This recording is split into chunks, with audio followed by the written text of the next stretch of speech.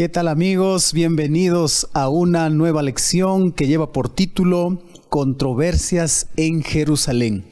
Un grande abrazo para todos, saludos aquí desde la ciudad blanca de Arequipa, la Asociación Peruana del Sur. Estamos contentos, gozosos de continuar con la propuesta del repaso de la lección, que sea útil para cada maestro, para cada persona que quiera profundizar en la lección de esta semana.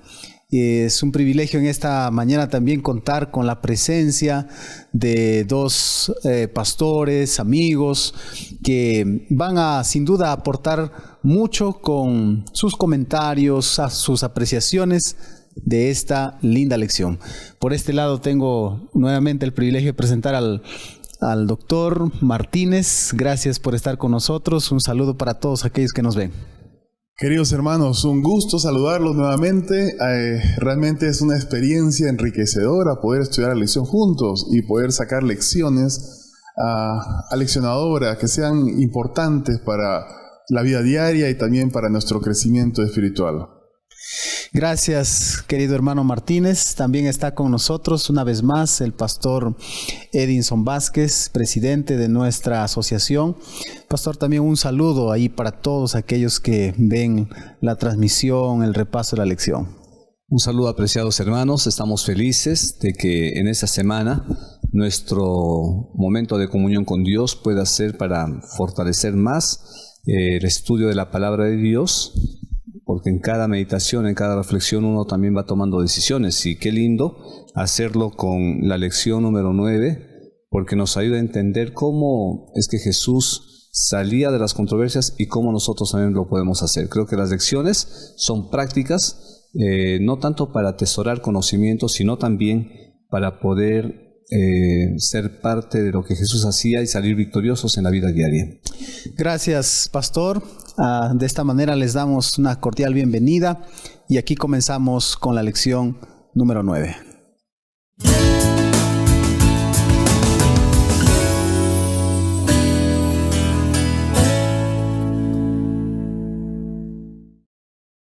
Muy bien, y antes de comenzar este repaso de la lección, vamos a pedir la dirección de Dios, y a lo cual, pastor Edinson, por favor, diríjanos en oración. Muy bien, ahí donde estamos, ahí en casa, donde estés, por favor, incline el rostro y vamos a orar. Querido Padre, te damos gracias por esta semana, por la bendición de tus cuidados. Gracias, Padre querido, porque siempre guías, conduces. Hay dificultades, seguramente hay problemas, pero estamos seguros, Señor, que tú siempre estás al lado de cada uno de nosotros. En el estudio de tu palabra, Señor, hoy queremos tu bendición, tu dirección, y queremos que tú nos enseñes. En el nombre de Cristo Jesús. Amén, Señor. Amén. Como ya se mencionó, el título de la lección de esta semana es Controversias en Jerusalén. Es la última semana de Jesús, que comienza en un día domingo y va a tener varias actividades Jesús durante la semana. Y bueno, para comenzar esa última semana hay varios temas que toca la lección y queremos repasar el versículo de esta semana que dice así, ¿no? Y cuando estén orando, dice, si tienen algo contra alguien, perdónelo, para que su Padre que está en los cielos perdone también sus ofensas. Una lección bastante interesante, con preguntas controversiales que le hicieron a Jesús, y que sin duda Jesús, un gran maestro, que para todas tenía una salida, todas tenía una respuesta certera. Así que sin más, vamos a comenzar el repaso de la lección, siguiendo el ciclo de aprendizaje que es el motiva, explora, aplica y crea. Y en este momento vamos con el motiva.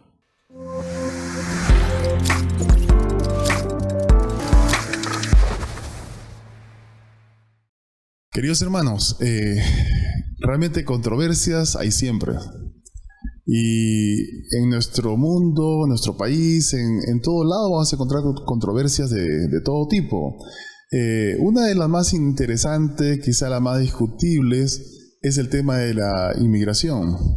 A veces tenemos una necesidad de poder apoyar a otros ciudadanos de otros países, y también hay la dificultad de cómo legislamos a este asunto. También tenemos controversias sobre la inteligencia artificial, sobre el cambio climático. Hay muchas cosas que legislar, entonces es un poco difícil tener soluciones, absolutas, respuestas absolutas a algo. Sin embargo, la lección de esta semana es interesante porque Jesús nos da soluciones realmente absolutas. Solo Él lo puede hacer.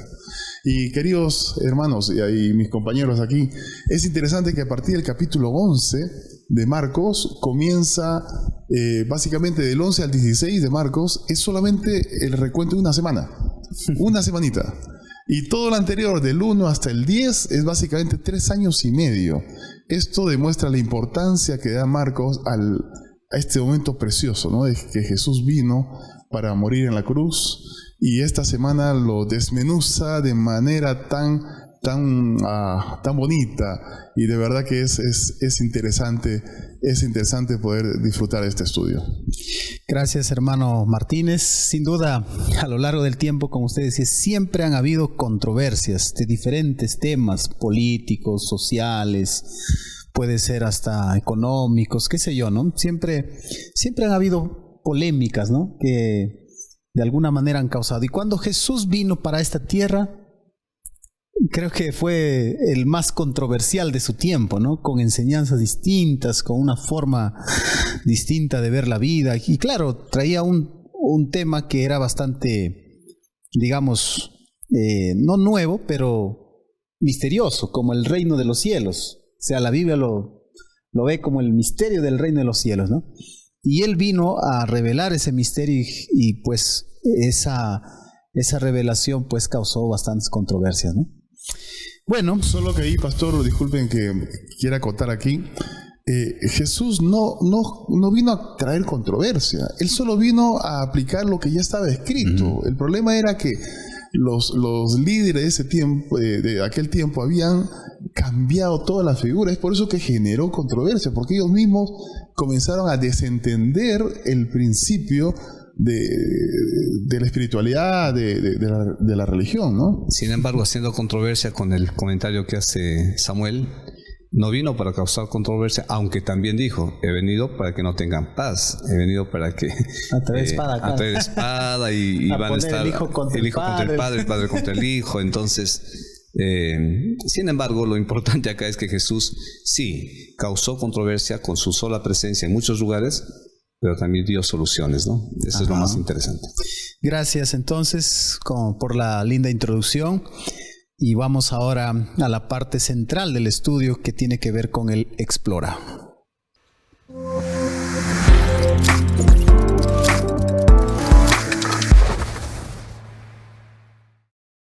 Muy bien, amigos, estamos listos allí.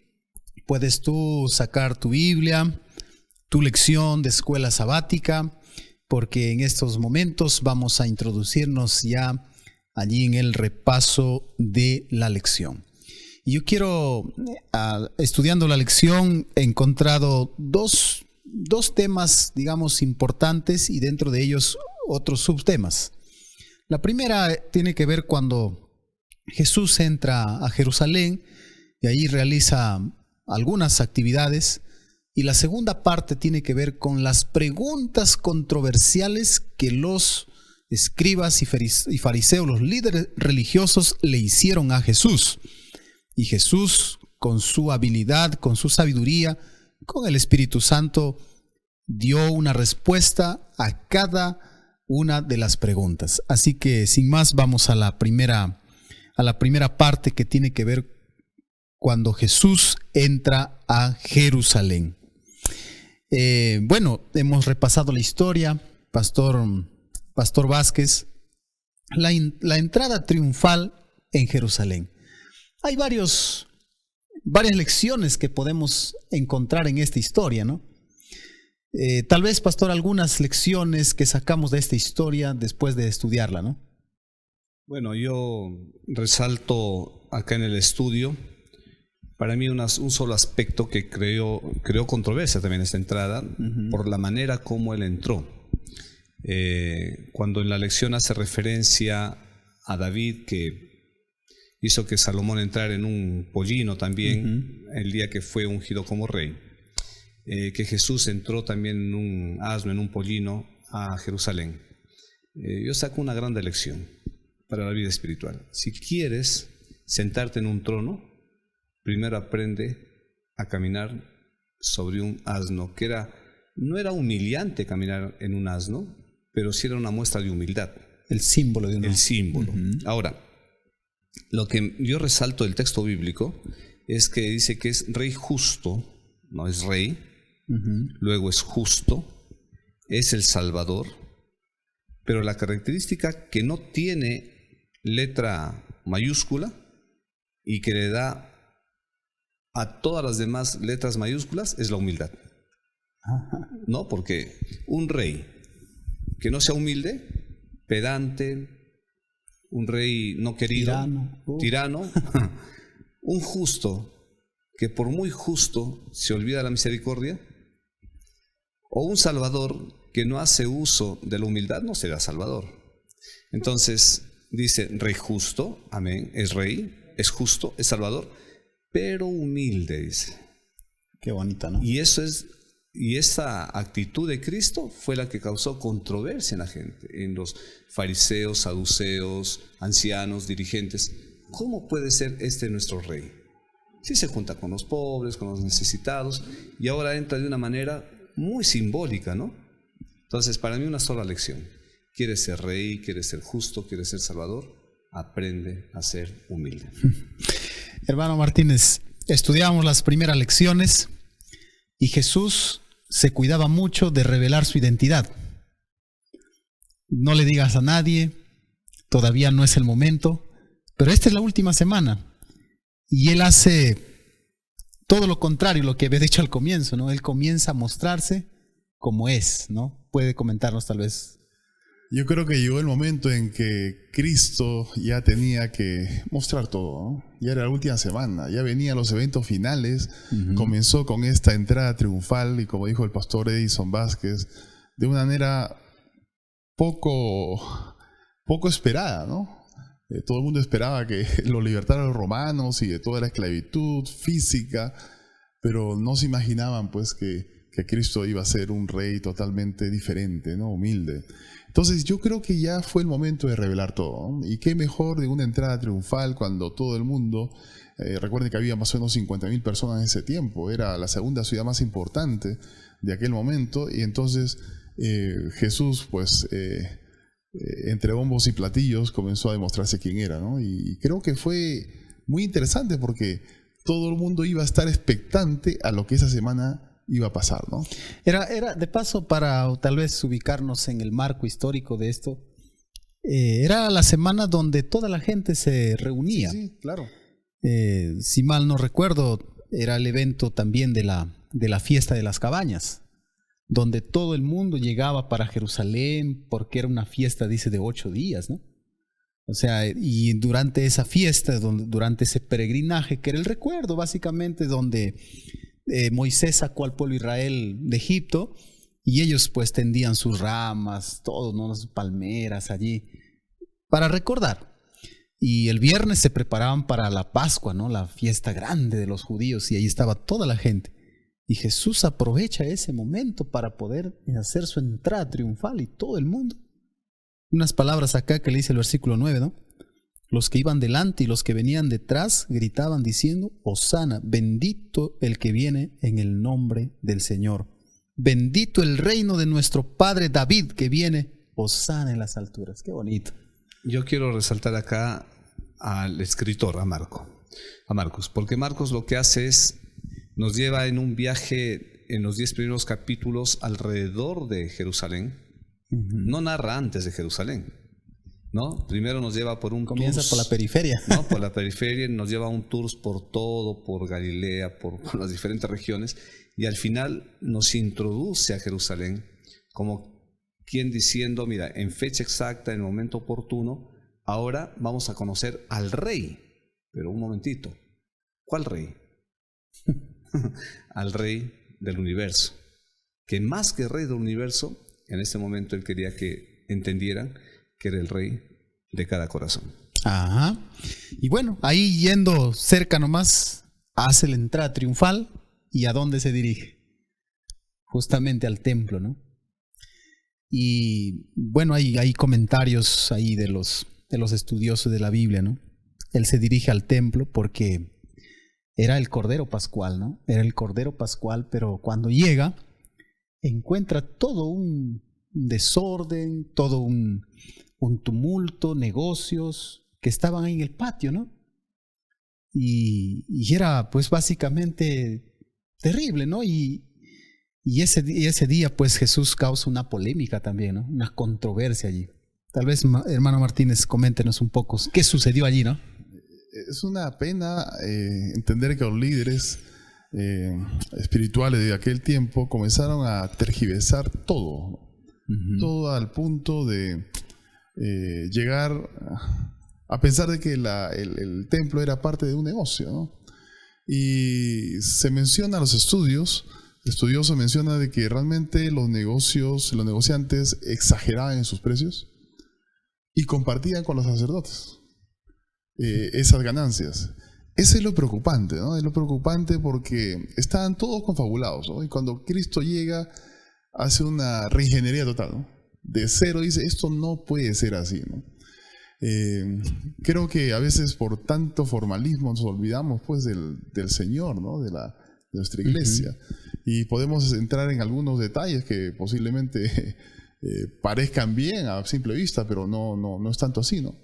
Es por eso que Jesús reaccionó de manera poco vista, no se vio a Jesús reaccionar así, de esa manera. Sin embargo, creo que era necesario, ¿no?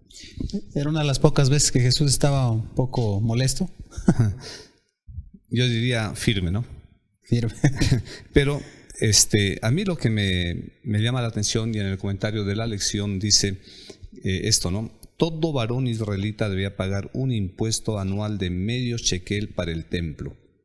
Jesús no va solamente por la venta de los animales, que pronto iba a ser sustituido por la muerte en la cruz. No va solamente por la corrupción que había entre mercaderes y dirigentes de la iglesia. Él va porque el foco de la adoración se había perdido. Nunca un templo debe ser sostenido por un impuesto, por una cuota. El Antiguo Testamento y el Nuevo Testamento nos enseñan que nuestros templos y la obra como pueblo, la obligación que tenemos de predicar el Evangelio, debe ser sostenido por lo que el mismo Dios instituyó, diezmo y ofrenda. Entonces ahora, ¿impuesto? Entonces ahí el tema de la adoración estaba desenfocadísimo. Y entonces se daban el derecho a decir, pagué mi impuesto, ya cumplí. Llevo el sacrificio y está. No necesito ir a buscarlo, a elegir el perfecto. Yo voy al templo y lo compro. No me interesa cuánto cueste. Lo hago porque quiero cumplir requisitos. Entonces la adoración es lo que el Señor quiso corregir, ¿no? Y sí, ¿no? Interesante allí. Claro, la gente venía de todos lados, seguramente algunos de muy lejos, y querían evitarse el trajín de traer su cordero, de traer sus palomas, porque ya encontraban allí, compraban y ofrecían eso, ¿no?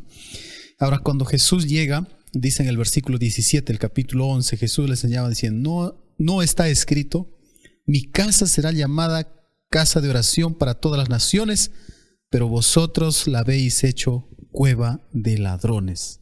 Qué fuerte la expresión, ¿no? Y eso es lo que William Lane menciona, ¿no? De verdad que fue un momento, él sugiere que definitivamente se tergiversó todo, literalmente todo, hasta llegar al punto de robar, literalmente robar.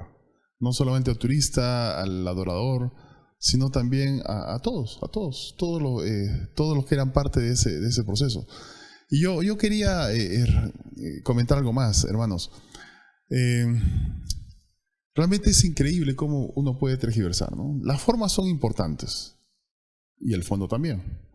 Creo que aquí la gente o los líderes religiosos comenzaron a fomentar la forma y se olvidaron del fondo, del motivo de por qué se hacía esto, ¿no? Entonces, qué complicado Qué complicado poder llegar a ese punto, ¿no? Sí, no presentaban al Dios del templo, sino al templo del Dios, e inclusive olvidándose de Dios. O sea, llegó un extremo en que Ezequías por el profeta fue cuestionado. Has presentado a la reina el palacio, pero no el templo. Pero acá el israelita aún se olvidó de todo. O sea, esa calamidad espiritual es la que encontró Jesús en la puerta del templo. Y bueno, pues yo termino acá diciendo esto, ¿no? Marcos nos lleva primero a los entornos de Jerusalén, luego nos introduce a Jerusalén, pero el punto principal, creo, de Marcos es hacer ver esto. Llega al templo, al centro de la ciudad, que estaba descuidado, y entonces de manera tácita podemos decir definitivamente Dios no estaba allí. Algunos comentaristas mencionan que apenas el templo era un símbolo de la condición espiritual y de cómo el corazón del pueblo, de los líderes religiosos, se encontraba. O sea, estaba totalmente pervertido, estaba totalmente desenfocado. O sea, el corazón mismo reflejaba el tipo de religión que ellos tenían y que vendían. Perdió el objetivo, totalmente. Perdió la razón de ser. No, y en lugar de buscar un restaurador espiritual, un rey humilde como Jesús se mostraba, ellos estaban esperando, a pesar de infidelidad a Dios, buscaban un rey que les libertara de Roma. ¿Cómo podían ser libertados de Roma si Israel tenía primero como fuente principal la vida espiritual? Una vida espiritual destruida siempre fue la desgracia de Israel. Esta era una más, ¿no? Y acá dice pues, ¿no?, que los que oyeron, los escribas y los principales sacerdotes, buscaban cómo matarlo, porque le tenían miedo, por cuanto todo el pueblo, dice, estaba admirado de su doctrina. Es contraproducente, diríamos así, ¿no? Líderes piadosos que sirven al Señor, que tienen la doctrina, que tienen las escrituras, buscar cavilar en sus corazones cómo matar a aquel que iba a ser su salvador, ¿no? Bueno, vamos entonces a la otra parte de la lección, que la siguiente tema también controversial ahí es la higuera maldecida, ¿no? ¿Qué nos puede comentar, pastor? ¿Por qué maldijo a una higuera, no? No era, dice, tiempo de higos, pero él va a buscar higos en tiempos donde no hay higos, ¿no? Entonces, la lógica sería, ¿no?, ¿por qué ir donde no es tiempo? Bueno, yo saco de acá alguna lección rápida. La higuera fue maldecida en dos momentos. Primero maldecida y luego seca, ¿no? Entonces, para ir directamente al grano, ¿no? Higuera sin higos es un cristiano o una iglesia sin misión.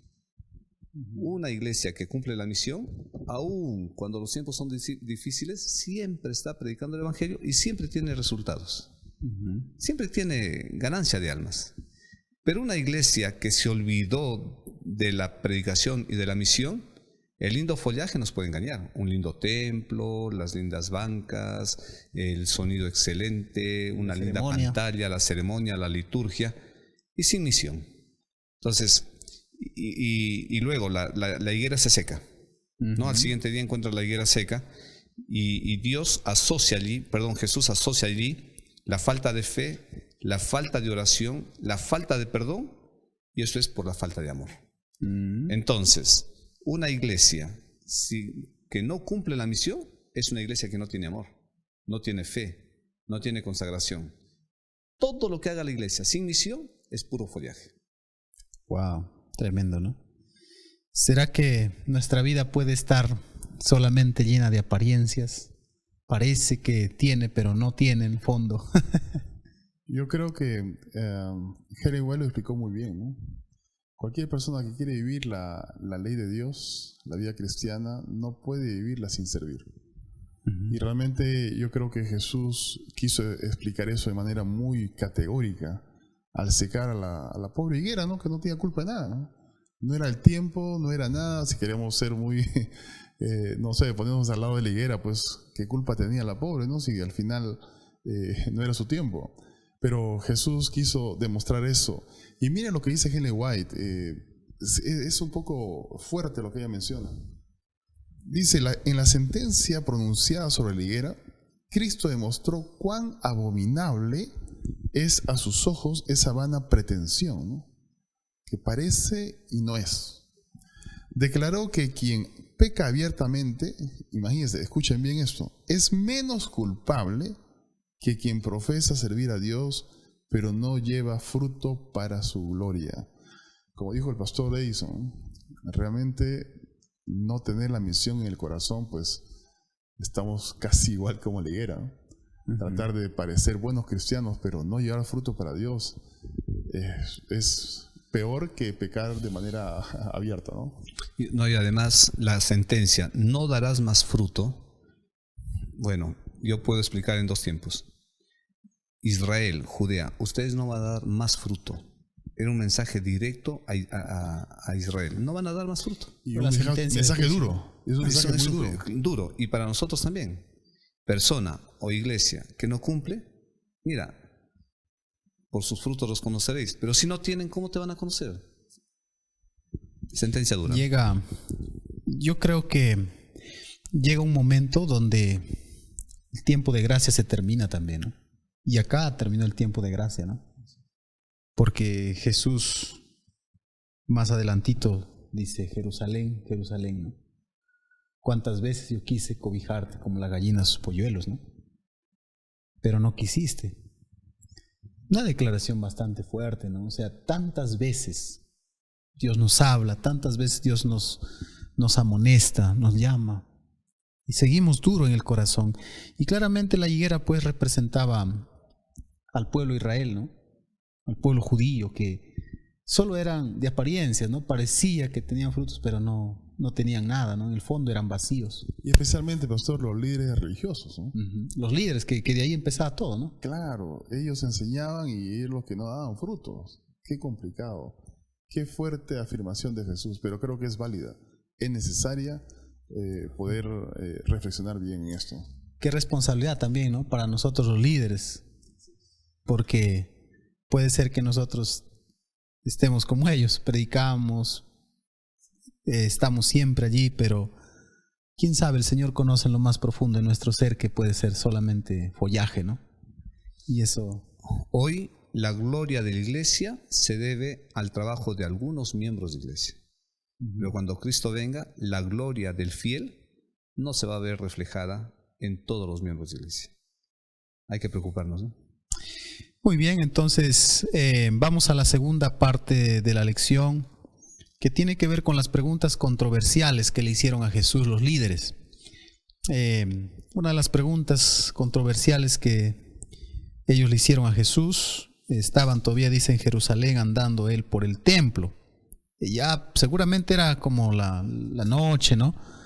Y ahí se acercaron y le dijeron, ¿con qué autoridad haces todas estas cosas? Expulsas limpias, digamos, el templo, has maldecido a la higuera, se ha secado, tienes poder, autoridad en el sentido de que él puede decir algo y la naturaleza le obedece. Y entonces esa pregunta era también una trampa, ¿no? ¿Y cómo responde Jesús? Hermano Martínez, ahí. Es interesante, ¿no? Jesús tiene unas respuestas espectaculares, ¿no? Que dejan en evidencia qué es lo que queremos buscar, ¿no? Y ahí Jesús les hace una pregunta acerca de Juan el Bautista, ¿no? Si realmente lo que él decía pues venía de Dios o era al revés. El tema es que finalmente el pueblo estaba con Juan, y si decían que era pues de Dios, ¿por qué no obedecen, no? Entonces Jesús lo deja en controversia, lo deja en evidencia, perdón. Y ahí se nota realmente cuál es la intención, ¿no? Ahora, yo siempre me pregunté, dije, ¿por qué Jesús no le respondió directamente? Si podía responderles. ¿Por qué les hace una pregunta como para no responder la pregunta a ellos? La lección y los estudios mencionan de que Jesús ya les había respondido anteriormente, pero no escuchaban, no entendían. Ellos solo buscaban cualquier pretexto para tener un argumento de apresar, de matar a Jesús. O sea, la intención no era aprender, ellos ya sabían. Jesús ya se las había respondido anteriormente, pero bueno, con eso lo dejó callados y básicamente lo dejó en evidencia de que cuál es su verdadera intención, ¿no? Tal vez algún comentario, pastor, de esta pregunta. El comentario sería que aún en momentos muy difíciles, Cristo no pierde la cordura, primero, y Cristo es un maestro, porque el buen maestro no te dice el problema, el buen maestro te hace preguntas para darte cuenta de tu problema. Y Jesús, de manera muy inteligente, les hace preguntas y preguntas y preguntas, y ellos no quedan callados y sin palabras por falta de argumentos, sino por vergüenza, porque ellos automáticamente se dieron cuenta la calidad de personas que eran. Ellos tenían la respuesta y Jesús hacía las preguntas para profundizar más lo que él quería que ellos entendieran. Bien, ahí entra una parábola de los labradores malvados que Jesús les cuenta, y yo me quedo impresionado, ¿no? Porque Jesús hablaba tan fácil y hacía ilustraciones para no decirles directamente lo que ellos eran, pero usaba ejemplos de lo que ellos conocían para hacerles entender que ellos estaban pues totalmente equivocados, cerrados, ¿no? Jesús usaba mucho la ética, ¿no? Sí. Mucho la ética, no trataba de decirles tú, pero al buen entendedor pocas palabras, ¿no? Sí, bueno, vamos a la segunda pregunta controversial, que se acercan nuevamente los líderes religiosos para decirle la pregunta controversial, ¿no? Que está en el versículo 14 del capítulo 12 ya. Viniendo ellos le dijeron: Maestro, sabemos que eres hombre veraz, y que no te cuidas de nadie, porque no miras la apariencia de los hombres, sino que con verdad enseñas el camino de Dios. ¿Es lícito dar tributo al César o no? ¿Daremos o no daremos? ¿Cuál era lo peligroso de esta respuesta, Pastor Edison? Lo peligroso de esta respuesta pues era que si Cristo decía algo contra el César, pues le venían los romanos. Si decía algo contra Dios, le venían los judíos, ¿no? Y entonces acá Jesús, de manera muy inteligente, hace prevalecer su autoridad, ¿no? Dar a César lo que es de César, a Dios lo que es de Dios, aunque primero es Dios. Y entonces con respuestas muy significativas, Jesús, más que demostrarles quiénes eran, también les demostraba quién es Él, o quién soy en ese momento como Jesús, ¿no? Y Jesús le estaba diciendo, bueno, al defender con una respuesta los derechos y las obligaciones con el Estado, con el lugar donde te tienen viviendo, lo primero es que tienes que hacer tus derechos y tus deberes con Dios. Y volviendo un poquito más atrás, en los labradores, Jesús, más que demostrar que ellos buscaban la muerte, también Él se defiende y dice, por último, teniendo aún un hijo suyo amado, le envió al hijo, y Jesús está ahí defendiendo su identidad. Entonces, en cada respuesta Él les demuestra quiénes son ellos, pero también Jesús, de manera muy ética y de manera humilde, demuestra su identidad. Y ahora acá en la controversia entre el César y Dios, Él está cuidando su autoridad. Dos caras en la misma moneda. Así es. Y César y Dios. Yo siempre me gustó la respuesta de Jesús a esto, ¿no? Cómo tuvo la palabra en la boca. Bueno, es Dios, ¿no? Así que Él sabía todo. Sin embargo, explica de manera tan elegante, tan sabia y tan enfática, directa, objetiva y tantos otros adjetivos que podríamos decir Jesús, cómo poder atender a todo. Y yo creo que ahí es claro, Helen White menciona que debemos cumplir con nuestros deberes cívicos, patrióticos, cuando no estén en controversia con nuestra fe. Cuando ya está en controversia está clarísimo, tenemos que ir hacia Dios, ¿no? Tenemos que cumplir lo que Dios dice. Actualmente no creo que tengamos alguna situación controversial, ¿no? Pero va a llegar y tendremos que tomar posición. Y si ahorita, en estos momentos, cuando todo está tranquilo y medio que normal, o podemos servir a Dios de manera natural y no lo hacemos de manera consciente o correcta, no se imagine que usted lo va a poder hacer en tiempo de crisis. Los tiempos de paz es para fortalecer nuestra relación, para demostrar quiénes somos en tiempos de crisis, ¿no? Y creo que Cristo eso lo demostró cada día. Las lecciones anteriores nos decían, ¿no? Pasaba en comunión con Dios, pasaba con su Padre. Entonces, cuando venían las crisis, Jesús tenía la sabiduría divina. Tema controversial allí, pero Jesús una vez más tiene la respuesta exacta. Creo que la lección es clara para nosotros, ya lo dijeron acá nuestros amigos. Cumplir con nuestros deberes, con el gobierno, con las autoridades terrenales que sin duda Dios ha permitido que ellos lleguen allí, ¿no? Pero también cumplir con Dios. Ahora, si las autoridades y las leyes del gobierno entran en controversia, nosotros vamos a priorizar siempre la palabra de Dios. Y quizá un comentario que se me ocurrió en estos momentos. A veces somos tan cuidadosos del pago de los impuestos, ¿no? Ajá. Somos cuidadosos del pago de los impuestos y nos olvidamos que nuestro deber hacia Dios es todavía más importante. Llegamos a una oficina temprano, ¿no?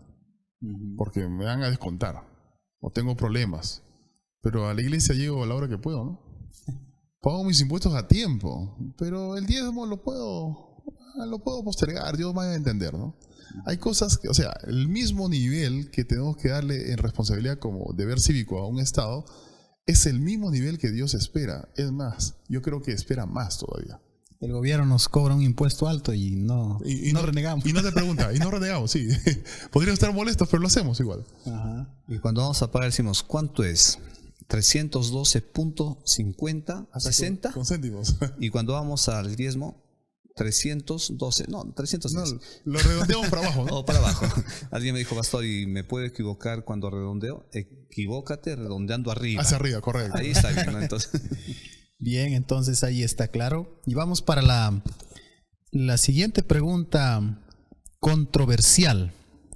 Dice allí en el capítulo 12, versículo 18 en adelante. Entonces vinieron a él los saduceos. Los saduceos que no creían en la resurrección. Había divisiones también entre las diferentes sectas que estaban ahí presentes, con ¿no? los fariseos, ¿no? Sí, ellos se peleaban, ¿no? Entonces vienen pues, ¿no? Con una pregunta y se inventan una historia, ¿no? Le dicen, mira, claro, no era un hecho real, pero ellos inventan y dicen, maestro, Moisés escribió, dice que si su hermano de alguno muere y deja esposa, pero no deja hijos, su hermano debe casarse con ella y levantar descendencia, y así podrían pasar hasta el séptimo hermano, ¿no? Eran demasiados exagerados también, ¿no? No, era muy creativo, muy creativo. Y dice, y cuando éste resucite en el cielo, ¿de quién será la esposa, ¿no? Pastor le dice, a ver, usted que es el maestro acá. Dice que acá exponen varias cosas, ¿no? No le dicen no creemos en la resurrección, pero también le presentan un tema moral. Uh-huh. Y claro, no se resalta el tema moral porque la intención es otra, creo, ¿no? La intención no era eso, la intención era saber sobre la resurrección. Pero Jesús da respuesta a todo, ¿no? O sea, como decía Samuel, tan creativos para crear una historia de 7. Vamos a suponer que el mayor se casa a los 25 años, su hermano último tiene 10. La viuda va a esperar hasta el último, cuando ella ya tiene unos 50 años y el varoncito ahora tiene 20 para casarse con alguien así. Qué creativos. En una sociedad machista, donde no quiero casarme con una mujer que ya tuvo tanto pasado, aún dentro de mi familia, o sea, y Jesús esto lo desmenuza, ¿no? Y no solo eso, pastor, también están preocupados por hoy, ¿para quién va a ser la mujer al final, no? En el cielo. Sí, esa era la pregunta. Ese es otro tema para poder pensarlo bien. Y hay que pensarlo bien, hermanos, porque yo voy a un detallito tan pequeñito, nada tiene que ver con esto, pero cuando Urías resucite, ¿a quién va a buscar? A David. Entonces, ¿qué va a pasar en el cielo con los matrimonios? Claro. Y Jesús va más allá, ¿no? O sea, dice, bueno, miren, vamos a evitarnos tantos problemas porque por causa del divorcio, de la incredulidad, pues hay tanto divorcio, por tanta dureza, divorcio. ¿Y en el cielo cómo va a ser? Sería un caos, ¿no? Y entonces Jesús da una respuesta a la pregunta de inmoralidad que ellos ya habían planteado y da una respuesta al tema de la resurrección. Y Jesús ya nos anticipa, en el cielo no habrá matrimonios, vamos a evitarnos todo tipo de problema. Ahora, ¿cómo lo hará el Señor en el cielo que no haya matrimonios? Pues van a superar nuestras expectativas. Dios tiene algo especial que ni ojo vio, ni oído oyó. O sea, que sabemos que Dios va a hacer algo especial. Pero acá Jesús responde con algo interesante y les lleva a la Torá. Ustedes que creen en la Torá, yo cuando leí esto me puse a pensar, la Torá no habla de resurrección, pero Moisés resucitó y está en la historia de la Torá, en los 5 primeros libros, ¿no? Bueno, Elías fue directamente, no está en Génesis, no está en Reyes. Pero Enoc. Entonces sí, pues la Torá no tiene mucha historia de resurrección, y los saduceos tenían derecho a no creer en la resurrección. Bueno, pero Jesús les lleva a sus patriarcas, ¿no? Ajá. ¿Y qué es de Abraham? ¿Qué es de Jacob? ¿Qué es de Isaac? ¿Qué es de Jacob?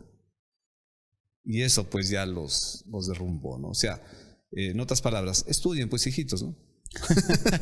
Estudien bien para que no hagan preguntas, porque se están contradiciendo, ¿no? Pero por defecto Jesús le está diciendo que esos hombres van a resucitar, porque estaban muertos, ¿no? O sea, ellos podrían haber dicho, oye, pero están muertos Abraham, Isaac y Jacob. Soy padre de ellos, soy el Señor de ellos. Entonces, pero al decirles, está demostrando que van a resucitar. Dios es Dios de vivos y no de muertos, dice, ¿no? Jesús ahí asegura la resurrección, sin duda, y lo que les está diciendo allí, en otras palabras, procuremos estar allí en el cielo y dejemos de pensar en muchas cosas que no sabemos, ¿no? Ya cuando estemos allá sabremos cómo será la situación, ¿no? Bien, no sé si hay algo más que decir, sino para pasar a la siguiente pregunta controversial. La siguiente pregunta controversial dice: acercándose uno de los escribas, en el versículo 28, que les había oído discutir y sabía que les había respondido bien, le preguntó: ¿cuál es el primer mandamiento de todos? Ahora nuevamente, ¿no? ¿Va a dónde, pastor? ¿A qué fuente? A la Shema, dice, ¿no? Y ahí en Deuteronomio 6, 4 y 5, Jesús hace referencia a lo que él ya había dicho, amar a Dios sobre todas las cosas. Primero, el primer mandamiento. Yo quedo sorprendido. Cuando leí por primera vez Deuteronomio con mucha atención, claro, me llevó al Nuevo Testamento. Y cuando leo el Nuevo Testamento, me lleva al Antiguo Testamento. La palabra de Dios es maravillosa. Pero yo quiero resaltar acá 4 cosas. Porque Jesús en la respuesta, primero dice, el Señor uno es. Entonces, ya les está llevando al contexto de ellos mismos. Ustedes creen en la Shema, en la Torah, el Señor uno es. Segundo, les recuerda, amar a Dios. Primero es amar a Dios. 2, usa ahora Levítico para hacerle recordar que hay que amar al prójimo, ¿no? Y tercero, como a ti mismo. Y cuarto, como a ti mismo. Entonces, hay 4 puntos que acá Jesús resalta en la respuesta, ¿no? El Señor es uno, ámalo. Tienes prójimo, ámalo. Y ámate a ti mismo. O sea, 4 respuestas, 4 puntos para resaltar 2 mandamientos. Y la palabra clave ahí es amar, ¿no? Amar. A Dios y a los hombres, ¿no? A los seres humanos allí. Y la persona que pregunta, pastor, parece que era muy sincero, era amigable, no era una persona confrontacional, y corrobora todo lo que Jesús dice, porque finalmente dice, oye, sí, usted tiene toda la razón, Jesús. Al fin y al cabo, tú amas eso, tú quieres eso, más que holocaustos, ¿no? Más que sacrificios. O sea, este hombre lo tenía clarito. Pero no estaba todavía dentro del reino. Esa es la segunda parte, ¿no? Ese es lo triste, ¿no? Porque Jesús le dice que está cerca, oye, está muy cerquita, pero le faltaba lo más importante. ¿Qué le faltaba para que esté dentro? Es que hay un proceso. El conocimiento bien usado te va a llevar a la convivencia. Él tenía el conocimiento, está cerca, solo te hace falta un poquito. Convive, vive, fe. Confesar, ¿no? Y creer. Y creer, ¿no? Entonces, Jesús es el Salvador. Entonces, ¿es bueno el conocimiento? Sí. ¿Debemos leer más? Sí, debemos. Claro, porque Jesús siempre que él hizo respuestas les llevó a la palabra. Y les hacía entender primero, ustedes no están estudiando, no están entendiendo. Felizmente, entre todos aparece uno que sí había entendido. Entonces dice, me estás muy cerca, te falta un poquito. Yo quiero aprovechar este momento, ¿no? Si tú tienes mucho conocimiento, mira, no pelees con el conocimiento. Acércate a Jesús y vive con Él. Él te puede ayudar mucho más. La palabra de Dios no está para discutirla, está para entenderla y vivirla. Y de eso depende en realidad la experiencia de todo cristiano, en amar a Dios. Porque si uno ama a Dios, tendrá una adoración correcta, obedecerá todo lo que Dios dice, todo lo que Él pide.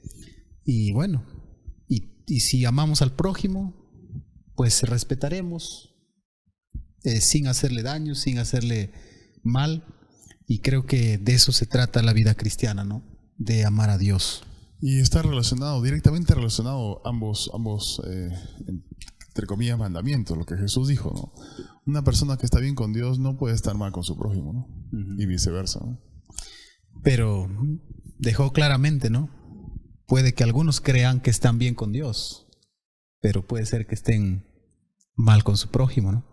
Ahí habría una controversia ya actual, ¿no? Sí. Definitivamente. El otro día escuché una frase, la repetí, yo no sé en qué momento lo dije, pero salió una linda expresión, ¿no? Amigo fiel es aquel que es fiel a Dios. Sí, es sencillo. O sea, si uno no es fiel a Dios y no ama a Dios, difícil que ame a su prójimo también, ¿no? O si quiero verlo del lado inverso, ¿no? O sea, yo no me llevo bien con mi prójimo y creo que me llevo bien con Dios, es incoherente. Estamos siendo incoherentes, ¿no? O algunas personas, ¿no? También lo contrario, dicen, no, es que yo sí hago bien a mi prójimo, sí, yo sí lo atiendo, sí, yo soy caritativo, pero en Dios yo no creo, ¿no? Y eso, y claro, y eso es lo que hay que entender, ¿no? Que no basta el conocimiento, sino también vivir con Dios. La convivencia con Dios hace que todo esto se solucione. Muy bien, queridos hermanos y amigos, de esta manera estamos llegando a la parte final de la lección, que sin duda es profunda, temas para reflexionar, para aplicarlo a nuestra propia vida, ¿no? Siguiendo el ciclo de aprendizaje, vamos ahora con el aplica.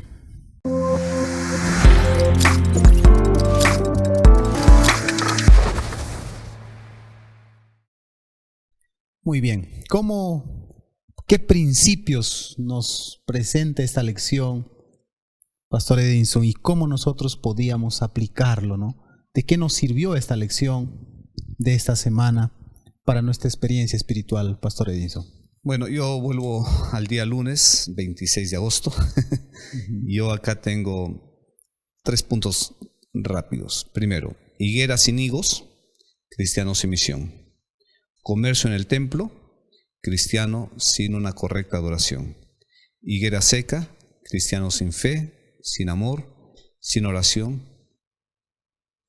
Entonces necesitamos aplicar en nuestra vida una relación íntima con Dios para ser una higuera con frutos, para adorar correctamente a Dios en el templo y fuera del templo, y no ser la higuera seca, sino fortalecer nuestra fe, nuestro amor.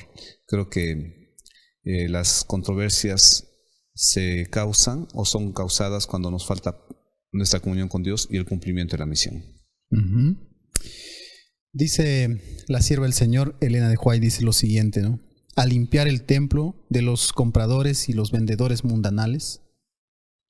Jesús anunció su misión de limpiar el corazón de la contaminación del pecado, de los deseos terrenales, de las concupiscencias egoístas, de los malos hábitos que corrompen el alma, ¿no? ¿Cómo nosotros podríamos ser cristianos más sinceros, honestos, transparentes, de tal manera que podamos agradar a Dios? Como dice la palabra de Dios, ¿no? La fe es por el oír y el oír por la palabra de Dios. Necesitamos estudiar la palabra de Dios, necesitamos convencernos, estar convencidos, pero también necesitamos convertirnos. Mucha gente puede estar muy convencida, saber bastante, pero es probable que esté como este último líder, ¿no? Que comenzó a hacer preguntas, sabía lo correcto, pero probablemente no había aceptado todavía a Jesús y todavía no tenía el deseo de seguirlo, ¿no? Y una segunda, quizá última aplicación, A veces somos tan cuidadosos en nuestro trabajo, prolijos en nuestro tiempo, con el trabajo, con el Estado, pero somos tan descuidados para con Dios. Dios no merece lo mismo que le damos a nuestro trabajo, a nuestros impuestos, al Estado. Dios merece más. Y necesitamos entregarle no solamente la parte que nos corresponde, en nuestro tiempo, en nuestros recursos. Tenemos que entregarle con todo el corazón, con alegría, con mucho regocijo, porque es Dios, es Dios. Él es el que nos creó, nos redimió. Entonces tenemos una tremenda deuda con Él. Amén. Bien, amigos, entonces vamos a la última parte del siglo de aprendizaje. Vamos ahora con el CREA.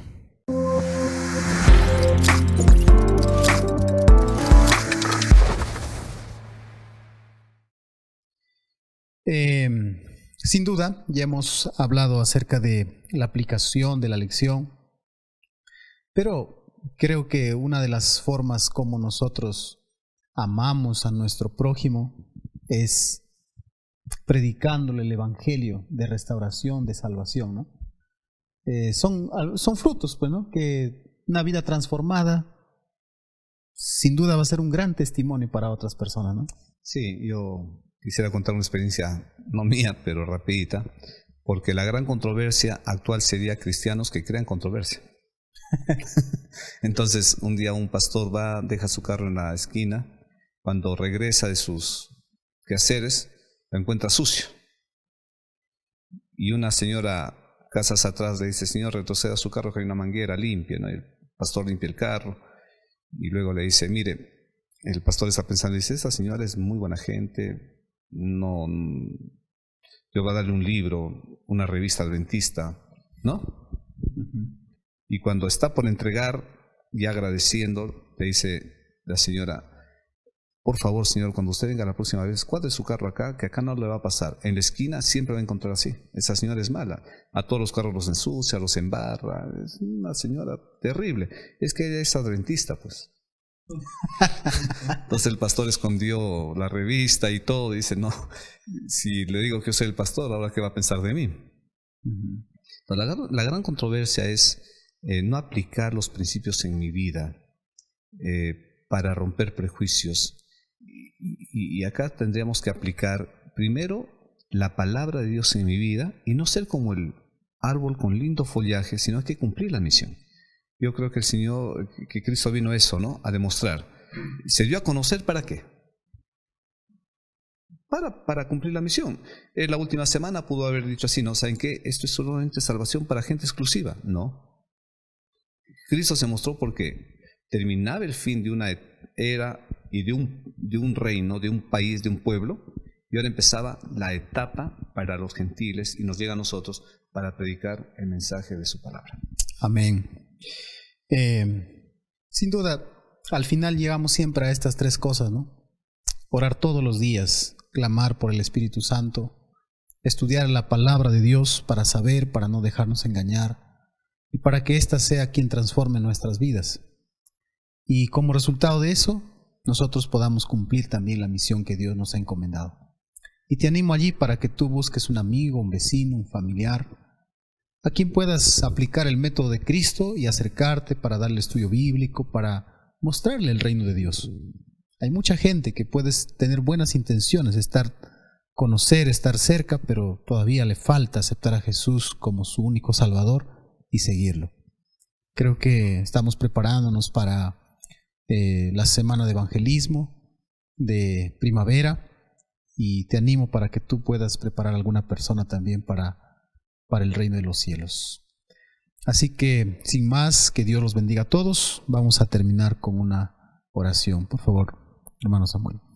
Vamos a orar. Querido Señor, muchas gracias por esta lección. Gracias porque en la multitud de preguntas y controversias que te hicieron, tú respondiste de manera sabia, contundente y objetiva. Oramos, Señor, para que todas estas enseñanzas sean primeramente, hagan eco en nuestra vida, para que nosotros, al tener una vida coherente, podamos influenciar en otras personas que no te conocen todavía. Oramos, Señor, para que esta lección pueda ser de gran bendición para todos nuestros hermanos. Que al estudiarla podamos realmente sacar lecciones valiosas para nuestro crecimiento espiritual. Gracias por tu cuidado y tu bendición. Oramos en el nombre de Jesús. Amén. Amén. Muchas gracias, queridos amigos. Dios los bendiga. Un grande abrazo.